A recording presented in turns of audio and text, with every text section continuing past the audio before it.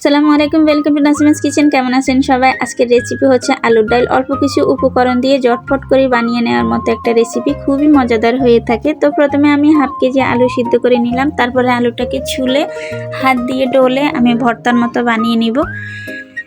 এরপরে আমি দিয়ে দেবো এখানে পানি দিয়ে আমি পাতলা করে গুলিয়ে নিব। গোলানো হয়ে যাওয়ার পরে দিয়ে দিব আমি হাফ চা চামচ করে হলুদ এবং মরিচের গুঁড়া, স্বাদ অনুযায়ী দিয়ে দিব লবণ। তারপরে একটু মিক্স করে নিব। চুলায় একটা হাঁড়ি বসিয়ে পরিমাণ মতো তেল দিয়ে পেঁয়াজ আর কাঁচামরিচ দিয়ে দিব। তারপরে এটাকে একটু ভেজে নিব। তারপরে দুটো টমেটো কেটে দিব, এখন এটাকেও ভেজে নিব। তারপর দিয়ে দিব আগের থেকে গুলিয়ে রাখা আলুটা দিয়ে এখন একটা বলক আসা পর্যন্ত অপেক্ষা করব।